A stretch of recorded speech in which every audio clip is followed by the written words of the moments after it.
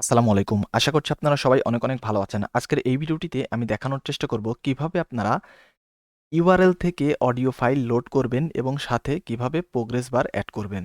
তো এইটা খুবই ইজি। দেখতে পাচ্ছেন আমি এখানে একটা এমটি ভিউজ অ্যাক্টিভিটি তৈরি করে নিয়েছি এবং এখানে একদম ফাঁকা এখানে কনস্ট্যান্ট লেআউট আছে। আমরা প্রথমে যে কাজটি করব কনস্ট্যান্ট লেআউটের পরিবর্তে এখানে আমরা রিলেটিভ লেআউট ইউজ করব এবং সবার উপরে আমরা একটা বাটন ইউজ করব। Button match parent wrap content এবং এখানে একটা টেক্সট দিয়ে দিতে পারি পেলে বিইউডব্লিউ বাটন। ওকে, অ্যান্ড এখানে একটা আইডি আমরা দিয়ে দিতে পারি বিটিএন পেলে, অ্যান্ড এইটাকে আমি এখানে ক্লোজ করে দিচ্ছি।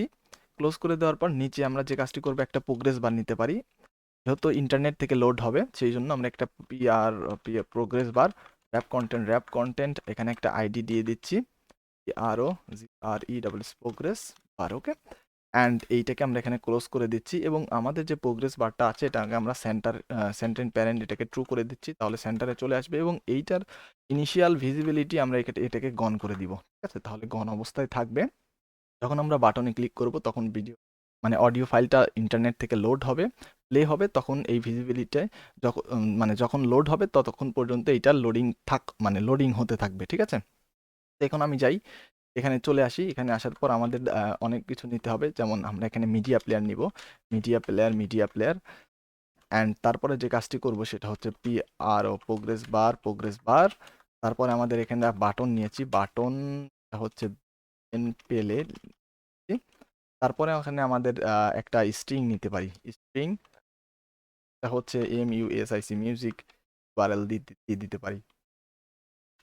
এখানে করে দিচ্ছি এবং এখানে থাক।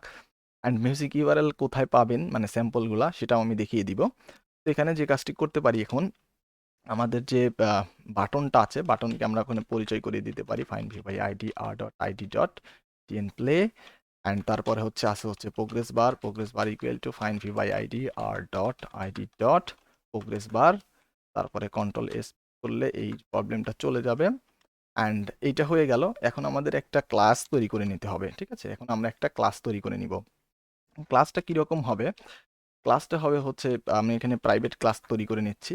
প্রাইভেট ক্লাস লোড, এখানে ইউএসআইসি মিউজিক ফ্রম ইউআরএল আমি লিখে দিচ্ছি। আপনারা যে কোনো নাম দিতে পারেন।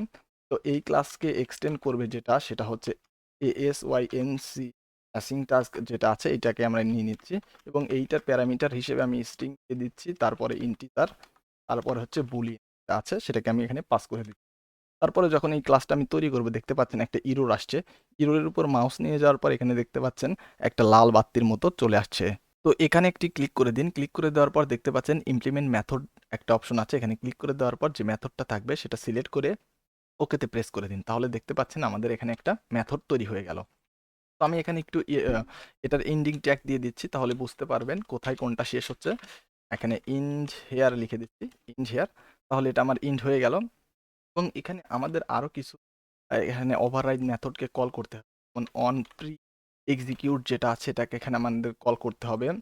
এবং আমি আরও একটি মেথড এখানে কল করে নিচ্ছি, যেটা হচ্ছে অন পোস্ট এক্সিকিউট। ঠিক আছে, অন পোস্ট এক্সিকিউট হয়ে গেল। তাহলে আমাদের এই 3টা মেথড এখানে কল করা হয়ে গেল। এখানে আরও মেথড আছে বাট আমাদের এই 3টা হলেই হয়ে যাবে। তো এখানে আমাদের ট্রাই ক্যাচের ব্লকের মধ্যে নিতে পারি কারণ আমাদের ইরর আসতে পারে। ঠিক আছে, ট্রাই ক্যাচ এখানে এক্সেপশন ইর মধ্যে আমি রেখে দিচ্ছি এবং এইটাকে যে কাজটি করব এটাকে আমরা এখানে ইসেতে প্রিন্ট করে দিচ্ছি এবং রিটার্নকে আমরা ট্রু করে দিতে পারি, ফলস করে দিচ্ছি। ঠিক আছে, কারণ ইরর আসলে আমরা এখানে ট্রু করবো না। অ্যান্ড এরপরে এখানে এসে আমাদের যে মিডিয়া প্লেয়ার আছে সেই মিডিয়া প্লেয়ারের ইয়াটা করে নিচ্ছি, ডাটা সোর্সটা এখানে দিই। মিডিয়া প্লেয়ার ডট সেট, এখানে ডাটা সোর্স, এটা আমাদের যে স্ট্রিং আমি উপরে পাচ্ছি স্ট্রিংটা এখানে পাস পাস করে দিতে পারি। তবে স্ট্রিংটার মধ্যে এখানে অ্যারে পাচ্ছি। ঠিক আছে, অ্যারের পজিশনটা এখানে দিতে হবে, আমরা 0 নাম্বার পজিশন থেকে 0 নাম্বার ইন্ডেক্স থেকে এটাকে আমরা নিয়ে নিচ্ছি। তারপরে মিডিয়া প্লেয়ারকে এখানে প্রিপেয়ার করে দিচ্ছি।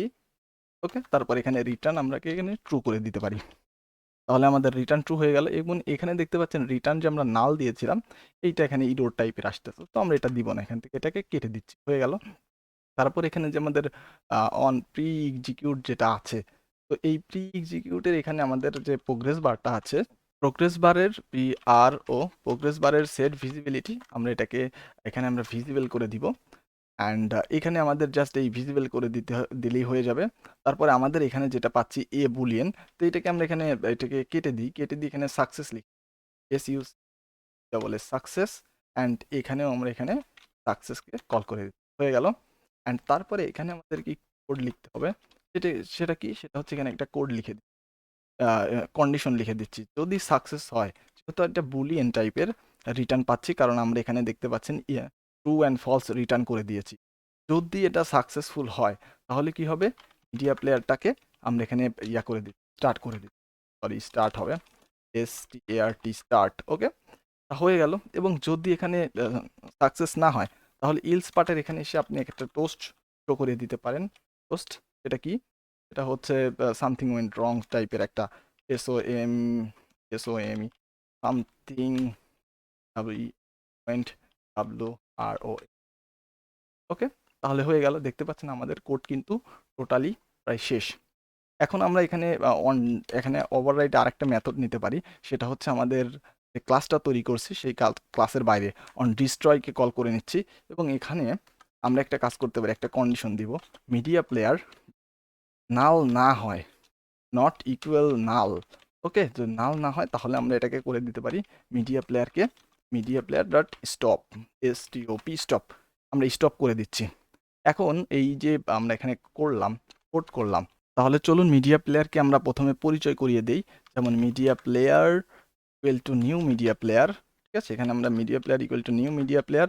তারপর এখানে media player dot set audio stream, audio set audio stream type যেটা আছে, অডিও স্ট্রিম টাইপ এটা নিচ্ছি অডিও ম্যানেজার থেকে।